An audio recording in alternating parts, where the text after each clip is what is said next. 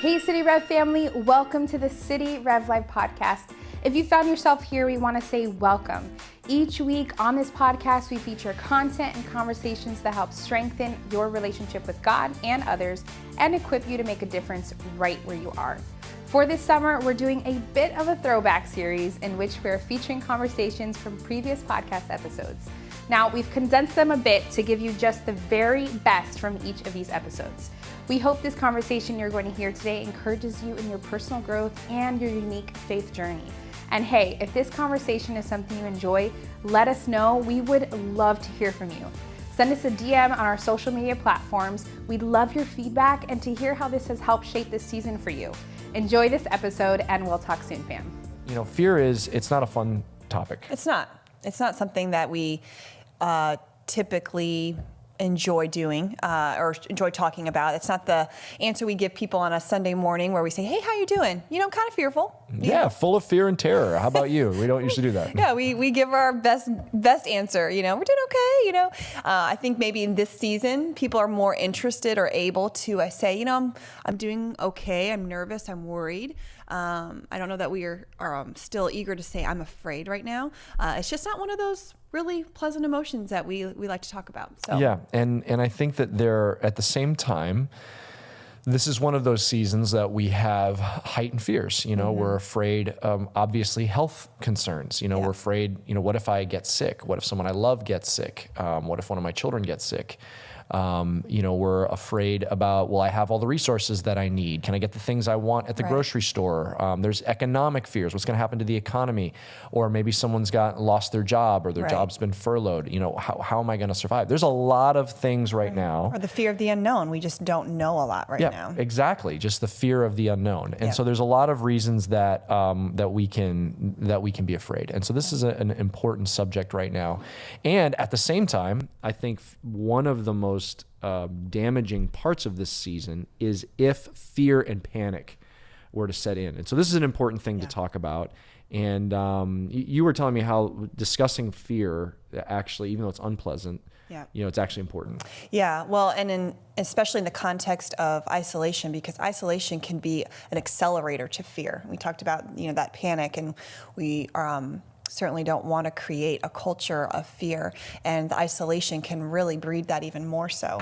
So ways that we can use fear to our advantage, both looking at it from just a cerebral standpoint and a research-based standpoint, but also just as a Christian and through the worldview of our faith is an important way to kind of commingle the two resources to really get a handle on our fears, identify them, and actually turn them and work them for our advantage, and ultimately God working them for our good. Help us understand fear. How does fear work? How does it operate inside of us? So we are all born with instincts or reflexes. You know, when babies are born, they have these reflexes that we don't have to teach them. We don't have to teach them how to, you know, suck or have a connection or a bond with their birth mother. That's just something wired into their genetic makeup. And similar to fear, there's a part of our brain that it's like a reflex. And I think God hardwired that into us for numerous reasons, some for good reasons. And so there's a part of our brain called the amygdala, which is not something we often talk about. We don't say, hey, how's your amygdala doing today? Mine's at about a 5 out of a scale, I'd say. I'm a 5 on a This is a little scale. window into our dark humor. Yeah. But maybe something that's a little more common or representative in our culture that we say. And the amygdala is in the brain, right? It is in the brain. Okay. It's kind of in the middle part of your brain. The so I was like, am I missing it? I don't see it on my body anywhere. So. Oh goodness, no. And so we tend to phrase that in our culture as fight, flight, or freeze. So what is your response to fear? Is it you're fighting, or do you tend to flight and escape, or do you tend to freeze? And so that is stored in that part of our brain. And it develops over time, of course. But when that happens and we feel feel fearful, regardless of your response, and they don't have to be mutually exclusive. You can experience all three in the same episode, or you can have a predominant one, more fight as opposed to flight, or vice versa. And so they are typically the untrained responses to fear. It's like a reflex that we have. And so when our fear response is triggered, and those are the three responses, what happens biologically in our bodies is our neurotransmitters are released and our stress hormones spike. And I think we can all say what that feels like. It's not a very pleasant feeling. It's a very like tingly, very high alert feeling. And so it tends to manifest itself physiologically with maybe our muscles getting tense or our pupils getting dilated, heart palpitations, a lot of the things that people don't tend to associate with feelings of relaxation or being pleasant. How along the same spectrum of these fears is anxiety.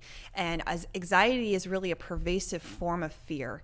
And I think it's a little bit trickier and more subtle because a lot of times we don't see the triggers of fear. You know, when you've just been in a car or avoided maybe a car accident, or, or biking and just, avoided a pothole or something, you can quickly identify, whoa, that was scary. I almost fell, or I almost got hurt. But sometimes with anxiety, we don't really see or feel or know the triggers when they're coming, and they begin to stockpile up on us. And then it isn't until maybe in our quiet moments or in our restful moments, or maybe we're more vulnerable in our sleep, that some of that starts to come to the surface. And then, whoa, that should get our attention. There's something wrong here. I've stayed busy all day, and that's been a distraction, but that's not a way to turn off our fear or our anxiety axis that's been activated. So, I know for me personally, I wasn't necessarily taking on the fears of the coronavirus at the beginning. I was trying to keep it sober-minded. But then I noticed when I did little things like grocery shopping, doing my normal routine stuff and seeing empty shelves and seeing things bare. And as a mother and as a female just wanting to nest and keep her home a place of safety, that began to trigger anxiety for me. And I was able to identify that, which helped give me some understanding, maybe not necessarily entire control, but some control of, okay, this is where it's coming from, but I don't have to stay there. And so I was able for me to take inventory. Okay, here's what's triggering that. Here's why, but here's how I'm going to turn it off, which we'll talk a little bit more. But anxiety is also on that spectrum. And I think it is seductive because we don't always know until maybe it's stockpiled against us. And then it feels larger than it is.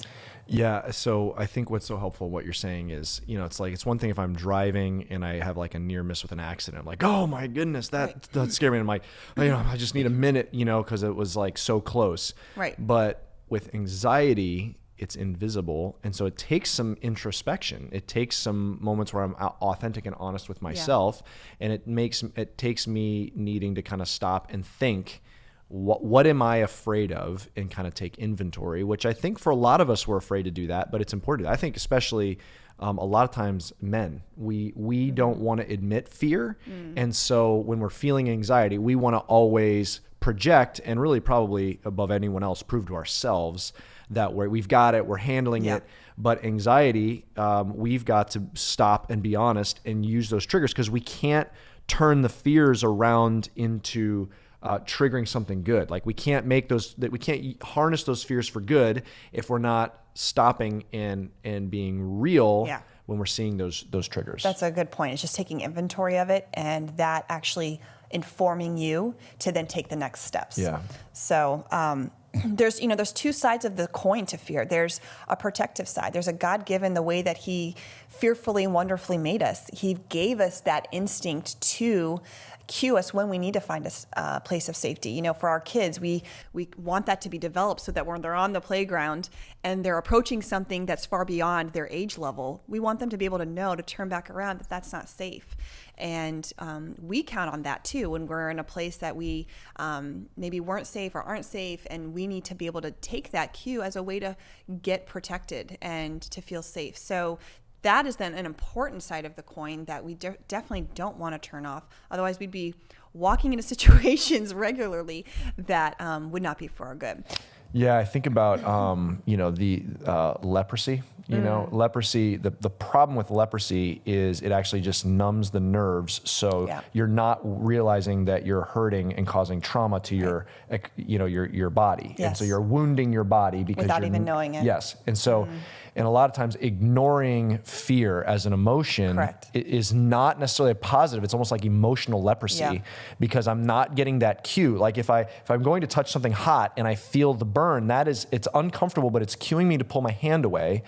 And fear is the emotional equivalent of that. I'm entering something dangerous and it needs to be addressed. And so acknowledging the fear is the positive side. Is that, correct? I got it? Absolutely. That's a great point about just emotional leprosy. Being able to identify your emotions, believe it or not, is one tool you can use to combat that. And then triggering. What is triggering that fear is another tool that you can use. It seems simple, it seems silly, but it's very therapeutic, and being able to identify the emotions and the triggers behind what you're feeling. But the negative side is, we weren't meant to stay in a place of fear. We're meant to turn that off. Once that need is met, that activated state of arousal and stress is meant to be turned off. And so I think about it in terms of like a boiling pot. If maybe the ladies can identify with this a little bit more, but if you've ever put a boiling pot on the stove and maybe walked away because it's going to take about 7 or 8 minutes to get that boiling, and you maybe got distracted or did something else and you forget to put the pasta in or whatever it is that you're cooking, and then all of a sudden you hear something that doesn't sound good, or you even smell something.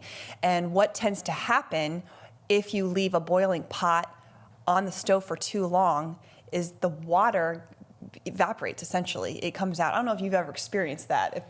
I leave most of the cooking to you for the safety of our family. Okay.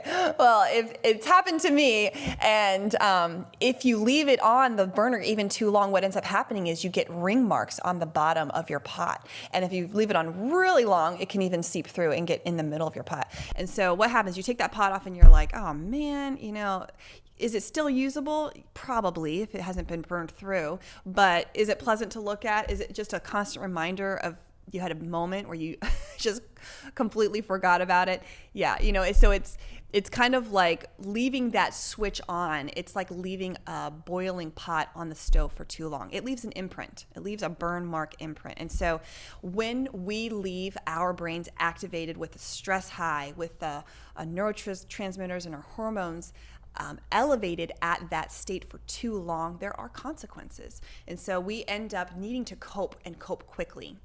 And so a lot of times we go to the quick, what we think it's deceptive. We think the quick turn-offs for that switch.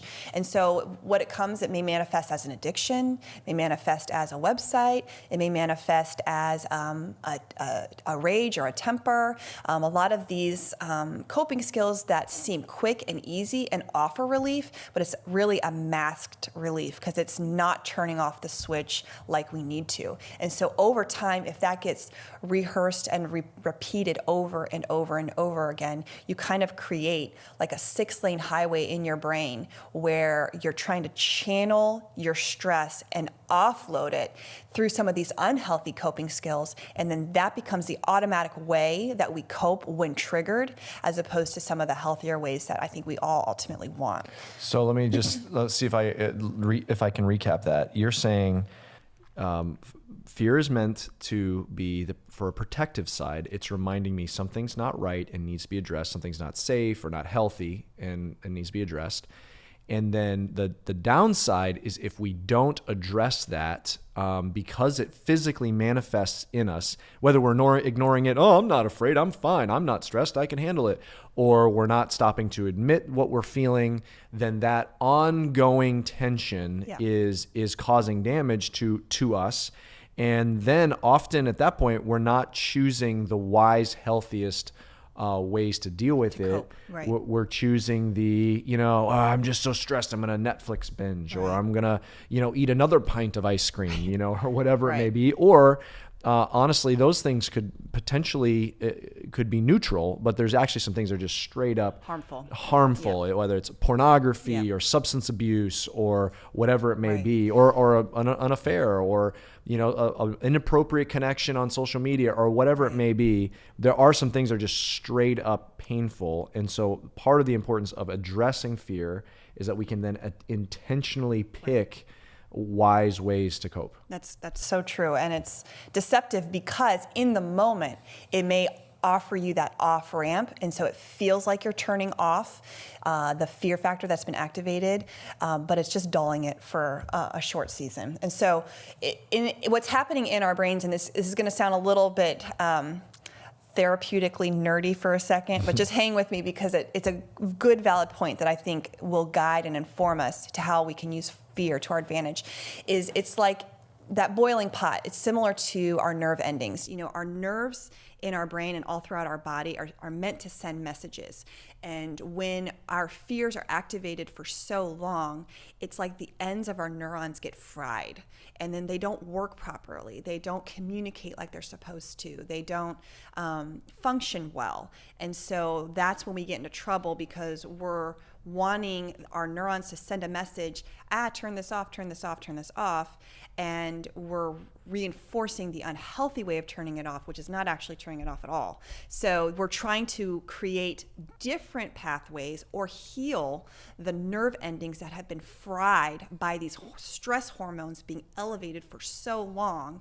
We've got to, one, repair the damage that's been done, and two, create brand new pathways. But what's so encouraging is a lot of neuroscience research that's been done has shown that you can create new pathways in your brain. You can change your brain. You can shut down that 6-lane highway and create a brand new highway for how to cope and turn off your fears. But it does take a lot of strategy and time, a lot of effort, and it's not easy and it's quick, but it is possible. And I think that's what gives us hope, is that you're not stuck. You don't have to stay stuck, but you do have to retrain your brain on how to think differently and cope differently. Okay, so you're saying we can get in bad cycles of going to the wrong things to deal with either fears that we're ignoring or fears that we don't know how to address, that we get in these ruts where we keep going back to the wrong ways to cope, but we can retrain our brains to be going to healthy things to help really untangle those fears. Right. And for some of us, because this is a new situation, where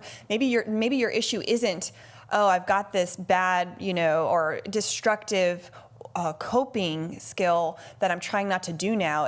Maybe it's just, I don't know what to do now. This is a new territory for me. And so take hope that you are able to create a brand new way of coping, and that's going to give you a sense of just empowerment to know that you're not a slave to your fears. You can actually use them to work to your advantage. So maybe talk us through, what are some of those practices then? What are some of those ways that we can that's healthy for us to deal with fears? Right. So research has a lot out there that's therapeutically indicated that we can do. And I think it's important to start with just validation and empathy, and just knowing if you're feeling fearful, or you're seeing signs of anxiety, you're not sleeping well, or you can't concentrate well, or you find yourself worrying more, or in the middle of your day, you're kind of checking out a little bit more than you used to, just having difficulty concentrating. That doesn't mean you're weathering this badly or poorly, or that you're wrong. Or even as a Christian, we can internalize that and saying, I'm a bad Christian because I'm struggling with sadness or depression, or I'm struggling with anger or grief or fear. It says in the Bible, do not fear, but I'm fearful. So what does that mean? Am I not walking with the Lord close enough? Am I not secure in my identity in Christ? I guess I could always do that better. I guess I could always pray more. There's always room to read my Bible more. And so I think we put on these religious activities for ourselves to try and gain control, and to try and make sense of, if I'm a Christian, then why do I still feel afraid? And so I think, something that we talked about in an earlier podcast is the role of shame. And shame is going to try and paralyze you, make you feel like you're doing all of this wrong or poorly. And, best practices show, instead of that, that's going to paralyze and cripple us. find validation, find empathy. There's others that are feeling this way. You're not alone, and that doesn't make you bad or wrong for having those feelings. Yeah, I think that I know that from a pastoral perspective, I know that you've seen that from as a counselor perspective, I'm sure. But as a pastor, I know that a lot of times I'll meet with a Christian and you're exactly right. They're feeling guilt, shame, or defeat because they're feeling fear, anxiety, or whatever, and they're feeling like because I'm stressed, because I'm afraid, because I'm doubting, that is making me I must not be as strong of a Christian as I thought I was. Right. And what I try so often to reinforce is the fact that you are safely admitting it and you feel the grace and you're accessing community to actually address the fact that you are, and being honest with yourself. That's not a marker of your spiritual immaturity. That is a marker of your spiritual maturity. And it's the person that's saying, no, I'm fine, I can handle it. That's self-sufficiency. That's pride. That's inauthenticity. That is self-righteousness.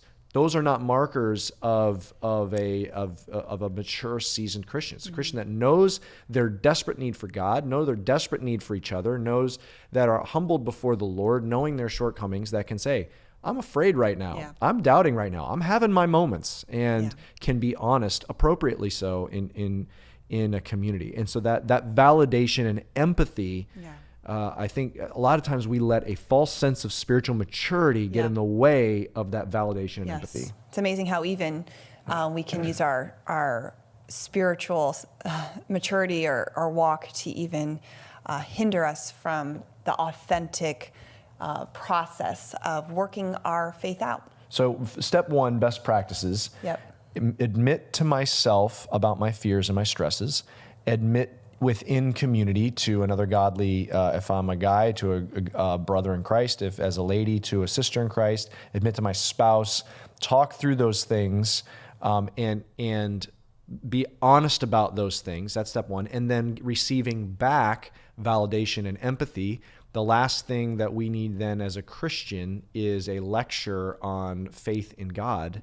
What I need is validation and empathy and probably vulnerability. Hey, man, I get it. I'm afraid too. This was my bad moment. And that kind of empathy and validation is so powerful. Yes. Instead of running to a pint of ice cream, stopping, picking up the phone, calling someone, talking through, or having a sit down with my spouse and talking through it. Right. So that combination of what you just described is so incredibly powerful. But there's other things we can do. You can obviously get your basic needs met. At the foundation for any other needs that we have really cannot be built without having our psychological need for safety met, our food, our shelter, a sense of belonging and love and connectedness. I mean, that is the foundation before we can reach potential in our gifts and our abilities. So recognize that, get to a place of safety, and then identify your triggers. What's triggering you, making you feel unsafe, even if you are not unsafe physically. Identifying those, that's important. Also, connection.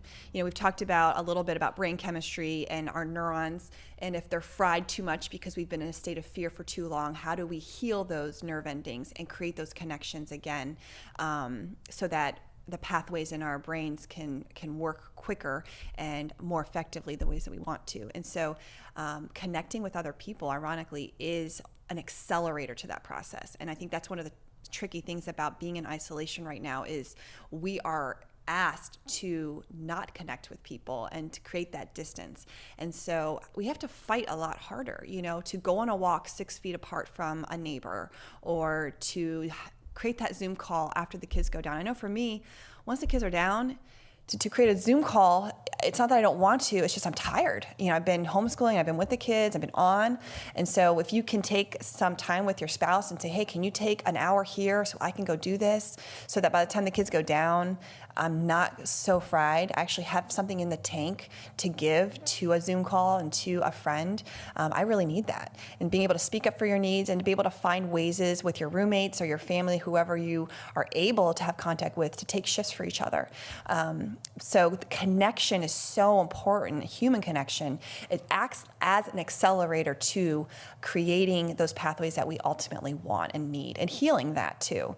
Another one is just strengthening our coping skills, or what the therapeutic world calls our regulators.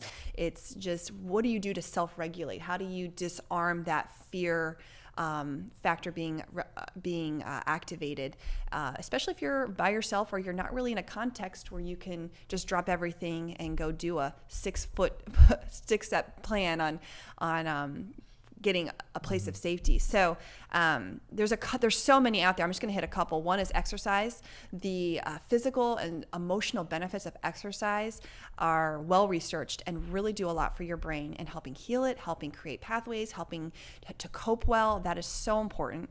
Another one is hydrating. Hydrating water, healthy food, protein is very therapeutic in helping your body be able to get what it needs to heal itself. And so staying hydrated, keeping a bottle of water in your desk, that is a regular part of keeping that in your rhythm, to keeping yourself in a healthy place and hopefully turning off your fear.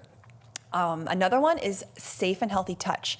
That is another one that we're seeing is going to really be affected by the distancing, because we're not touching people purposely, and we understand why.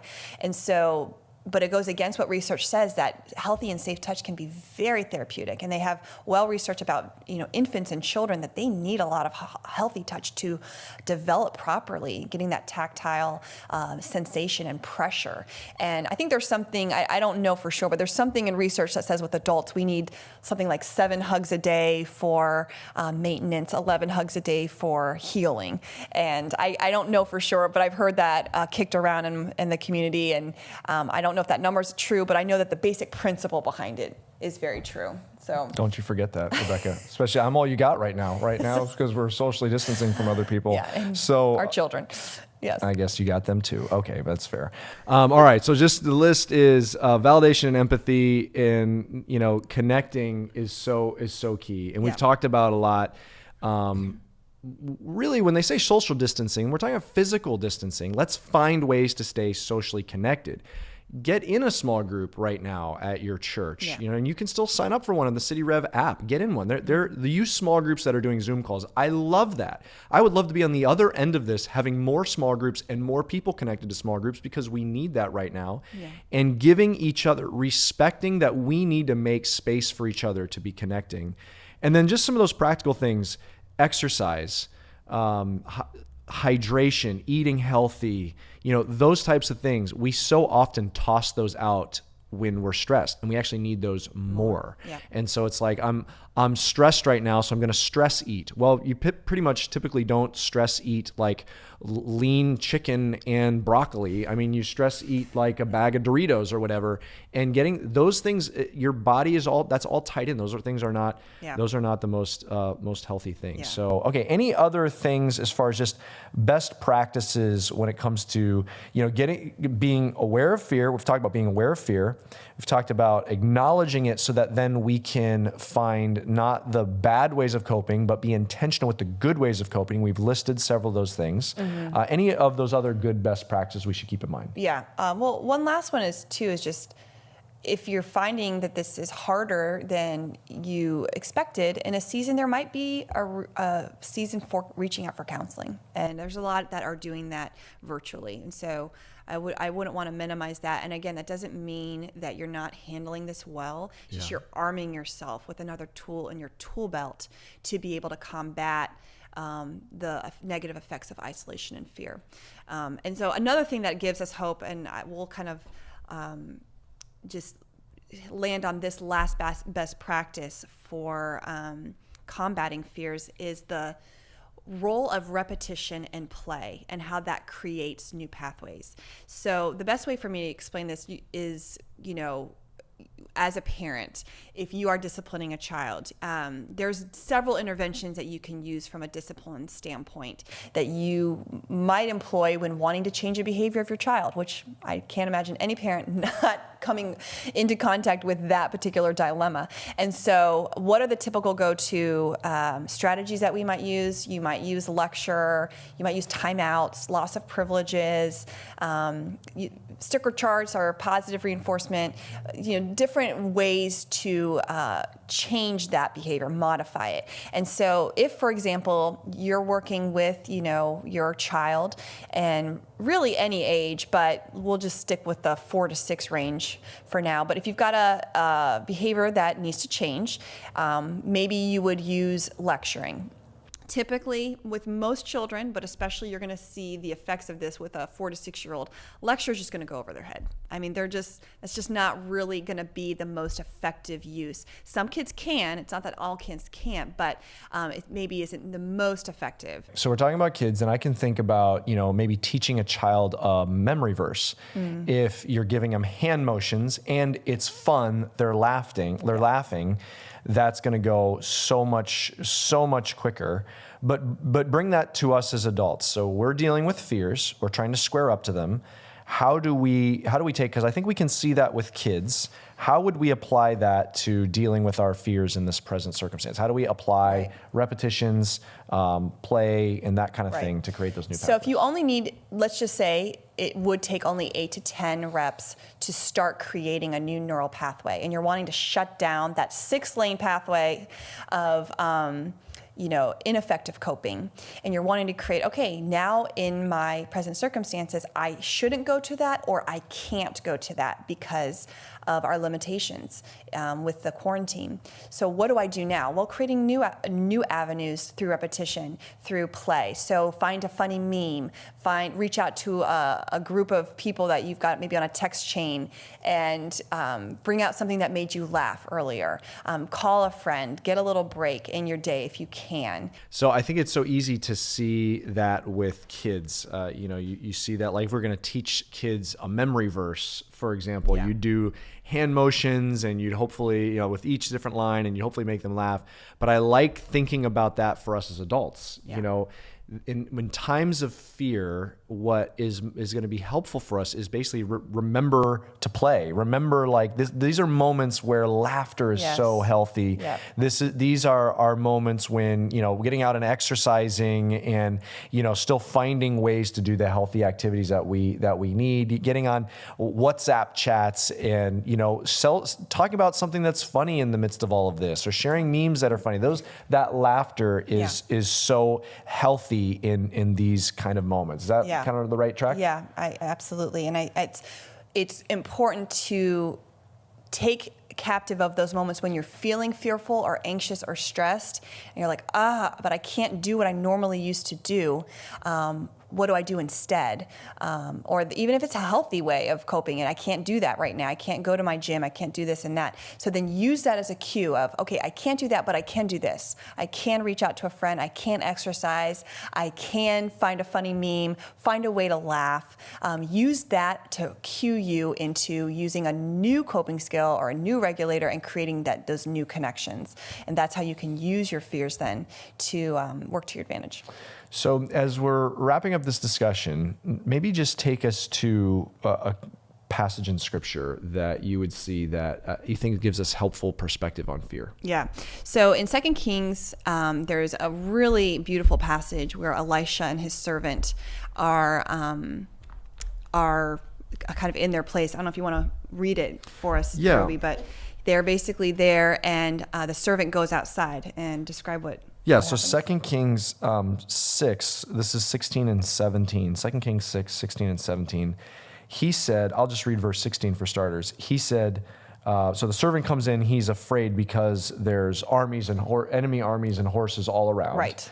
And that are from another country there to attack Israel. And he comes in, and the servant says to Elisha, or he says, like, look at all these soldiers. What should we do?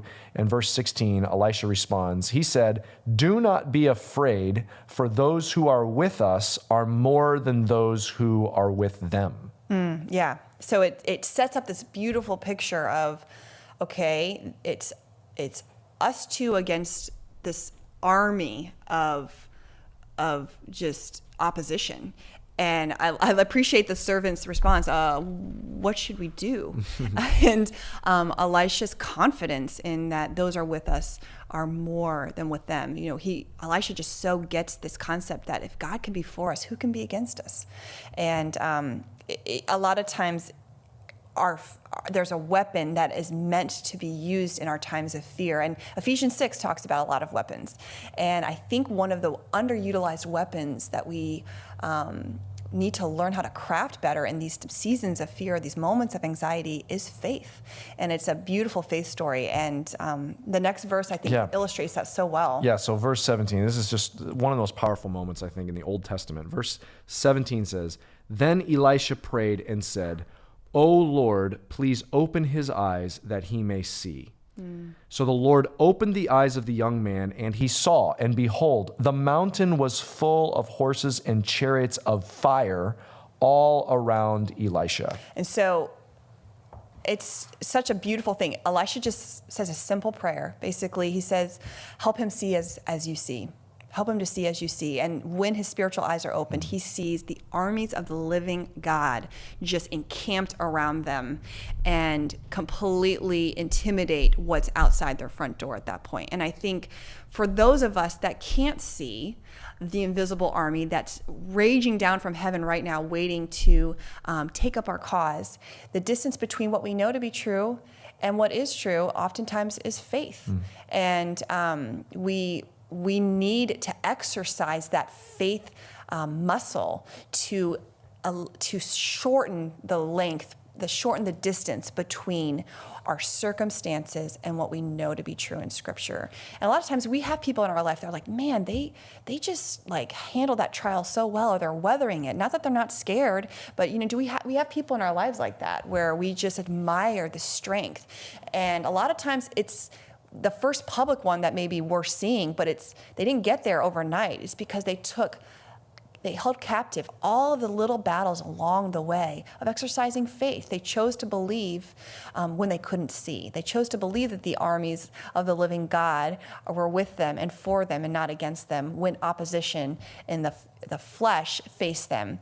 And I think that's such a good point to recognize, okay, the distance between what we know to be true and what we can see right now is faith. Mm-hmm. And you were mentioning about how that also, when we were discussing this earlier, how that ends up playing out when there's the storm on the Sea of Galilee and the disciples are freaking out. Talk about that. Yeah, it's interesting because very similar situation where there's, again, opposition. The disciples are on a boat with Jesus, and they wake him up. And Jesus' first response to them is, "Why are you so afraid? Still have you no faith?" And how Jesus ties their fears with the use of faith. And again, not to rebuke them in a way that punishes them or adds shame, but just to cue them. Hey, use your faith tool right now. You've got weapons. Use them. Let's dust them off and hone them, shape them, and use them to fiercely protect us and fight back. And what's so interesting, what happens with the disciples after that, which is very similar, I feel like, with the Elisha passage, is when Jesus calms the storm, the disciples are then filled with fear and awe of Jesus. And so like the servant with Elisha and like the disciples with Jesus, they are filled with fear of Jesus, which trumps their fear of their circumstances. I heard a pastor once say it like this, like their latter fear overcame their former fear. And so whatever earthly fear that we're dealing with, when brought next to Jesus, it recoils and it loses its power and it loses its gravity because of our fear and awe of the Lord. And what does it take to activate our fear in the Lord? Well, much like it takes a lot of these interventions to turn off our fear factor physiologically that we just talked about, well, what it takes to turn on our fear of the Lord a lot of times is faith. I think often we talk about when we're in seasons of fear, we're asking when, what, how, why is this happening to me? How am I going to get out of this? When is this all going to be over? What am I going to do? Yeah. But the number one answer is who. It's who is in control. Yeah. And so, and there's a lot of stuff we've been able to cover in this episode. Thank you for sharing all of this, working through acknowledging fear, using fear, having good practices for fear, understanding scripturally where to go with fear. Yep. Any last thoughts as we're concluding this episode? Yeah, just let fear work to your advantage. Let fears and anxiety, when it creeps up on you, as opposed to being so distraught that, oh, there it is again, turn it and use it for your advantage and say, okay, this is a time, it's inconvenient right now. I need to find a quick way to turn off my fear and anxiety that's been activated. It may not work perfectly or instantly every time, but if we have that 8 to 10 reps a day, then you're going to start to notice an impact on how much easier and the effectiveness of those coping skills that you can do right now. So let that cue you to start implementing some of those new strategies. Also, exercise your faith muscle, or like a muscle. Work it out like a muscle. Use it as a tool and as a weapon when things feel or are presented to be discouraging or fearful or anxiety producing. Let your faith trump that fear and your faith in what we know to be true of the Lord, and let that overwhelm your present circumstances. So many of the helpful coping mechanisms have to do with reaching out, being honest in community, being honest with fear, enjoying those interactions, laughing together. And so if we're not active with that, we stay in isolation, we will let fear continue to build in our lives. So, hey, thank you so much for joining us on this episode of the City Rev Life podcast. We will hope that you join us for the next episode. Thank you for joining us on City Rev Life. You can subscribe to this podcast, rate and review wherever you're listening to this. And we love it when you share it with your friends on social media. For more videos and content, go ahead and check us out at cityrev.org/podcast or download our City Rev Church app. Have a great day.